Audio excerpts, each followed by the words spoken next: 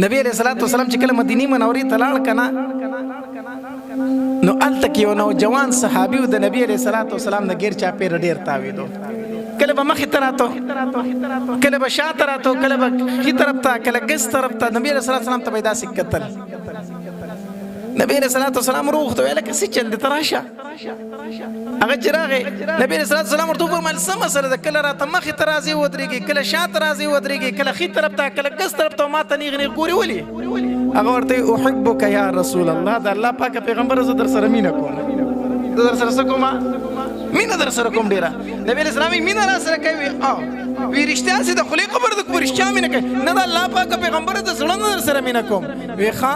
بیا پلار دې څه کار کوي مسلمان دی کو کافر بیا خو کافر دی بیا لاړ شه ماله د پلار سر راوړه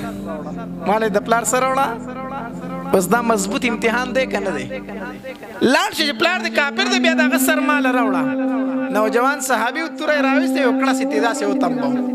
تیکې له یې راپرېښوده وی د الله پاک پیغمبر دومره مهلت راکړه چې صرف هغه ته ورسم صرف هغه ته ورسم اوس به ستا په خپو کې سر پروت وي منډه یې کړه چې منډه کړه نبي علیه الصلاة والسلام ورته اواز کوي لکه دې خوا راشه راشه دې خوا چې راغې موږ په چا پلارانو نه وجنو موږ په چا پلاران نه وجنو خو تا وایي زه در سره مینه کوم نه ما چې رښتینې مینه کوي کاسې د خولې مینه ده بیا دغه نوجوان صحابي به د نبی علیه الصلاة والسلام مجلس ته ډېر زیات راتو د نبی علیه السلام خدمت پی کوو څه ورځې تېرې شوې نبی علیه السلام دې ونه لیدو چې وایي دی د صحابه کرامو نه تپوس وکړو یاره هلک په زما مجلس ته راته اوس نشته چې چېرته تللی دی صحابه کرامو ورته وفرمیل وایي د الله پاکه پیغمبر بیمار دی ناجوړه دی ځکه نشي راتلی نبي علیه السلام یې ښه وایي ځئ چې پوښتنې لی لاړ شو چې تپوس یې وکړو راځئ چې لاړ شو نبي علیه السلام د صحابه کرامو سره ملګری شو لاړ د هغې هلک تپوس لا خو چې د دغې نوجوان صحابي څنګه په نبي علیه السلام نظر ولګېد دی په ژړا شو دې په جړا شو نو نبی علیہ الصلوۃ والسلام ورله تسلی ورکړه بچیا جاړه ما الله به دې جوړ کړي ستانه ډېر بیماران دي الله هغه جوړ کړي تا به هم الله ښه کړي څه یې وله ورکړه تسلی نو چې کله بیمار لاړ شي نو لومبې طریقه دا ده چې هغه له به څه ورکړي تسلی به وله ورکړي نبی علیہ السلام ورله تسلی ورکړه بیا ورته نبی علیہ الصلوۃ والسلام په دې سر باندې لاس کېښودو چې نبی علیہ السلام ورله تسلی ورکوله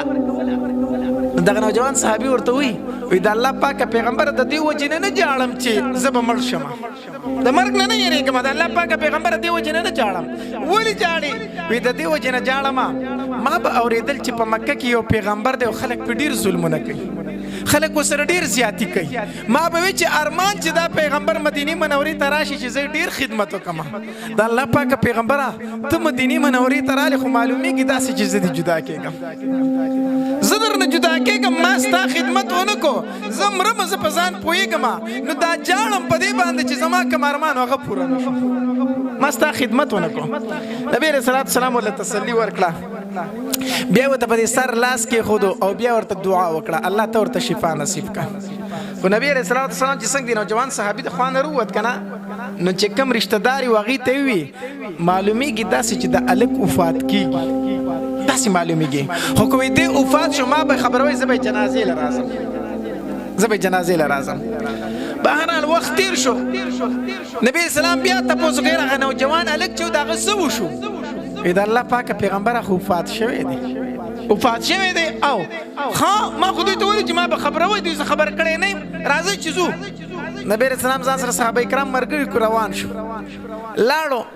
نو چې کله رشته دارو له ورل نبي علیه السلام ورته وفرمیل ګوره ما تاسو ته ویلي وو چې دې وفات شي ما به خبر کوي زه به په ده جنازه کوم نو تاسو زه نه یم خبر کړی هغې رشته دارو ته وایي د الله پاکه پیغمبره مونږ ته فتح وه چې که ته په ده جنازه وکړې الله درته مغفرت نصیب کوي ته ده پکې ډېره پیدا ده خو د الله پاکه پیغمبره مونږ ته ځکه خبر نه کړي چې په دې لاره باندې د یهودو کورونه دي نو مونږ وی چې ته جنازې له راځې هسې نه چې تا ته یهودیان تکلیف در ورسوي نو مونږ وی په جنازه کې زمونږ د دې ملګري پیدا ده زمونږ د دې رشته دار پیدا ده خو په نه راتلو کې ستا پیدا ده نو ځکه مونږ تا ته ونه وي نبی علیه السلام ښه صحابه کرامو ته وفرمیل وی راځئ چې ځو چې لاړ شو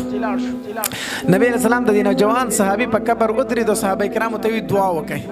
نو چې نبی علیه السلام لاس مبارک اوچت کړو نو څه ډېره عجیبه دعا یې وکړه وی الله د دې نوجوان هلک سره د قیامت په ورځ داسې میلاو شه چې دې تا ته خاندي او ته ده ته خاندي چې دې تا ته خاندي خاندي